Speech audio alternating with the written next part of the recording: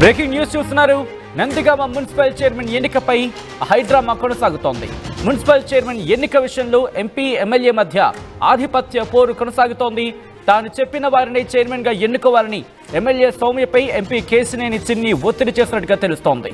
Chairman ఎన్నికను తనకు వదిలేయాలి అంటున్నారు సౌమ్య. తన మీద ఎవరి ఒత్తిడి లేదంటున్నారు సౌమ్య. మున్సిపల్ చైర్మన్ బరిలో ముగ్గురు ఆశావహులు ఉన్నారు. వైసీపీ నుంచి వచ్చిన వారితో కలిపి టీడీపీకి 14 మంది బలం ఉంది. హైడ్రామా నడుమ రేపటికి వాయిదా పడింది చైర్మన్ ఎన్నిక. ఈ నేపథ్యంలో ఎటువంటి ఇష్యూస్ నడుస్తున్నాయి. మరి ముఖ్యంగా నందిగామకు సంబంధించి మున్సిపల్ చైర్మన్ ఎన్నిక ఆ విషయంలో హైడ్రామా అయితే కొనసాగుతోంది. ఇటు ఎటువంటి ఆధిపత్య పోరుంది, ఈ విషయం అధిష్టానం దృష్టికి వెళ్ళడం జరిగిందా? ఈ నేపథ్యంలో అధిష్టానం ఎటువంటి చర్యలకు దిగింది తెలుసుకునే ప్రయత్నం చేద్దాం. మా ప్రతినిధి రాజేష్ అప్డేట్స్ అందించేందుకు సిద్ధంగా ఉన్నారు. రాజేష్, నందిగామ హైడ్రామాకు సంబంధించి అంతకన్నా ముందు సౌమ్య అంశానికి సంబంధించి రియాక్ట్ అయ్యారు, ఏమన్నారో చూద్దాం. నమస్కారం. ఈరోజు నందిగామ మున్సిపల్ చైర్మన్ ఎన్నిక కావాల్సి ఉంది. మాకు 13 మంది సభ్యులు ఉన్నారండి. అయితే ఇంకా స్పష్టమైన నిర్ణయం అధిష్టానం నుంచి రాలేదు. ఆశావహులు చాలామంది ఉన్నారు కాబట్టి రేపటికి అది వాయిదా పడటం జరిగింది. తప్పకుండా మేము ఎప్పుడు అధిష్టానానికి లోబడి ఉంటాం, అధిష్టాన నిర్ణయానికి కట్టుబడి ఉంటాం. అందరికీ నమస్కారం. ఈరోజు నందిగామ మున్సిపల్ చైర్మన్ ఎన్నిక కావాల్సి ఉంది. మాకు 13 మంది సభ్యులు ఉన్నారండి. అయితే ఇంకా స్పష్టమైన నిర్ణయం అధిష్టానం నుంచి రాలేదు. ఆశావహులు చాలామంది ఉన్నారు కాబట్టి రేపటికి అది వాయిదా పడటం జరిగింది. తప్పకుండా మేము ఎప్పుడు అధిష్టానానికి లోబడి ఉంటాం, అధిష్టాన నిర్ణయానికి కట్టుబడి.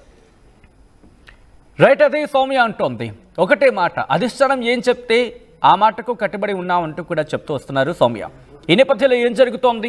రేపు ఈ హైడ్రామాకి చెక్ పడే అవకాశం ఉందా? హైడ్రామా రేపు క్లారిటీ వచ్చే అవకాశం కనిపిస్తోందా? తెలుసుకునే ప్రయత్నం చేద్దాం. మా ప్రతినిధి రాజేష్ అప్డేట్స్ అందించేందుకు సిద్ధంగా ఉన్నారు.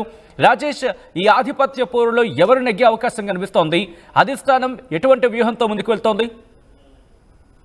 అంటే ఎవరు ఏంటనేది పక్కన పెడితే కనుక వ్యూహ ప్రతివ్యూహాలతో నిన్నటి నుంచి నందిగామ మున్సిపల్ చైర్మన్ అంశంలో వ్యూహ ప్రతివ్యూహాలు, ముఖ్యంగా ఎంపీ వర్సెస్ ఎమ్మెల్యే అనే విధంగా ప్రస్తుతం అక్కడ వైస్ చైర్మన్ ఎన్నికగా జరగబోతున్న నేపథ్యం. ఒకవైపున ఎంపీ కేశినేని చిన్ని ఒకళ్ళకి అంటే 8వ వార్డుకు సంబంధించిన శాఖమూరి స్వర్ణకి మద్దతు తెలిపి ఆమె పేరు మీదే బీఫామ్ తీసుకురావడంతో ఒక నాటకీయ పరిణామాలు మధ్యాహ్నం చోటు చేసుకున్నామని చెప్పాలి. వాస్తవంగా సంగిరాల సౌమ్య 14వ వార్డుకు సంబంధించినటువంటి కామసాని సత్యవతికి ఆమెకి మద్దతు తెలిపిన ఆమెనే మున్సిపల్ చైర్మన్ చేయాలని భావిస్తున్న నేపథ్యంలో ఇప్పుడు ఎంపీ కూడా తాను ఒక పేరు సిఫార్సు చేయడంతో ఉదయం కొంత హైడ్రామా నడిచింది. ముఖ్యంగా కౌన్సిలర్లందరూ కూడా సౌమ్య ఆఫీస్ లోనే ఉండడం, 11 గంటలకి మున్సిపల్ కార్యాలయం వెళ్లిన తర్వాత పూర్తిగా మెజారిటీ సభ్యులు రాకపోవడం, అంటే 50% రాకపోవడం, కోరం లేకపోవడంతో మున్సిపల్ చైర్మన్ ఎన్నికను వాయిదా చేశారు. రేపు 11 గంటలకి తిరిగి ఎన్నిక నిర్వహిస్తామని చెప్పారు. అయితే ఎమ్మెల్యే సంగిరాల సౌమ్య వెంటే కౌన్సిల్ ఉండడంతో మరోవైపు కేశినేని చిన్ని ఒక అభ్యర్థి పేరు చెప్పడం, అధిష్టానం నుండి బీఫామ్తో ఎన్టీఆర్ జిల్లా అధ్యక్షుడు నెట్టం రఘురాం పేరు మీద బీఫామ్ రావడంతో కొంత నాటకీయ పరిణామాలు చోటు చేసుకున్నాయి. ఎమ్మెల్యే ఆ పేరుని తిరస్కరించడంతో పాటు తాను చెప్పిన అభ్యర్థికే మున్సిపల్ చైర్మన్ పదవి ఇవ్వాలని పట్టుబడడంతో సభ్యులందరూ కూడా ఆమెకి మద్దతు తెలిపారు. ఒకవేళ ఎమ్మెల్యే చెప్పిన అభ్యర్థికి కాకుండా వేరే వాళ్ళకి మున్సిపల్ చైర్మన్ పదవి ఇస్తే కనుక మేము ఓటింగ్ లో పాల్గొనమంటూ బాహాటంగా చెప్పడంతో కొంత రాజకీయ పరిణామాలు మారాయి. అయితే ఎమ్మెల్యే సౌమ్య మాత్రం బయటికి మాత్రం ఆమె అధిష్టానం నిర్ణయం కోసం ఏం చేస్తున్నాము, అధిష్టానం ఏం చెప్తే అది అని మాట్లాడుతున్నారు. కానీ ఆమె తాను చెప్పిన అభ్యర్థినే అక్కడ మున్సిపల్ చైర్మన్ చేయాలని చేస్తున్నారు. మరోవైపు శాఖమూరి స్వర్ణలత మాత్రం ఎంపీ కేశినేని చిన్ని అండదండలతో తాను చైర్మన్ అవుతానని ఆమె కూడా పట్టుబడటంతో కొంత ఉదయం నుంచి కొంత అక్కడ హైడ్రామా నడిచిన పరిస్థితి. అయితే రేపు తిరిగి ఎన్నిక నిర్వహిస్తామని చెప్తున్న నేపథ్యంలో రేపు కూడా పూర్తి స్థాయిలో ఎమ్మెల్యే చెప్పినటువంటి కామసాని సత్యవతికి అభ్యర్థిగా ప్రకటిస్తారు, లేకపోతే కొత్తగా 10వ వార్డు కౌన్సిలర్ కూడా రేసులోకి వచ్చిన నేపథ్యంలో ఆమెకి ఏమైనా అవకాశం కల్పిస్తారనేది చూడాల్సిన అవసరం ఉంది. ఏదేమైనప్పటికీ ముఖ్యంగా నందిగామలకు సంబంధించిన విషయంలో అప్పుడు వైసీపీ హయాంలో తీవ్ర ఇబ్బందులు పడి పార్టీని బతికించిన తమని కాదని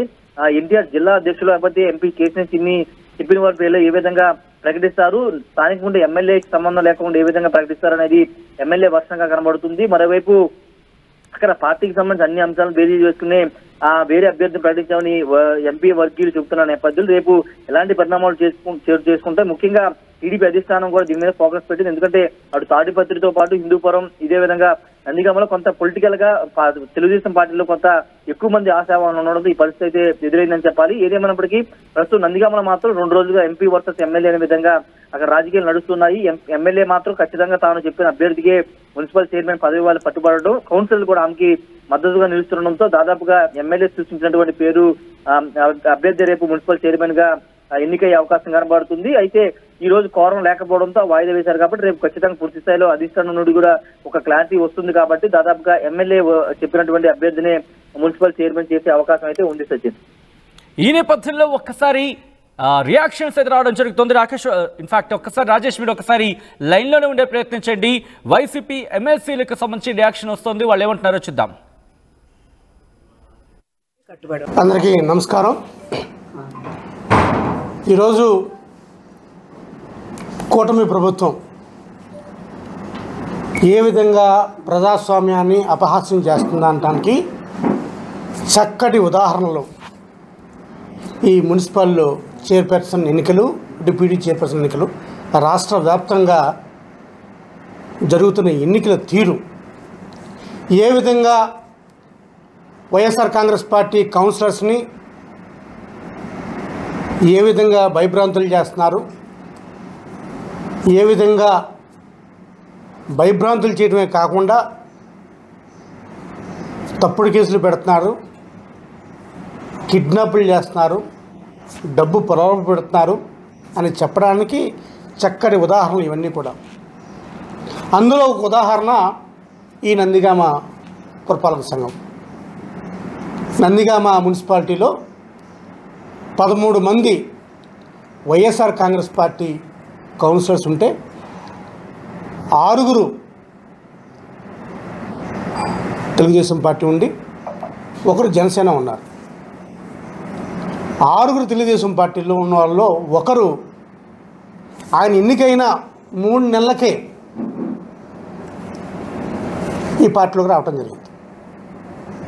మరి వీళ్ళు ఏదైతే చెప్తున్నారో 13 మంది వైఎస్ఆర్ కాంగ్రెస్ పార్టీ కౌన్సిలర్స్, అందులో సుమారు సగం మంది అనుకుంటా కండువా కప్పుకొని వెళ్తే ఈరోజు ఎంత సిగ్గు లేకుండా మాట్లాడుతున్నారంటే, నందిగామ పురపాలక సంఘంలో మాకు 13 మంది స్ట్రెంత్ ఉంది, బలం ఉందని చెప్తున్నారు.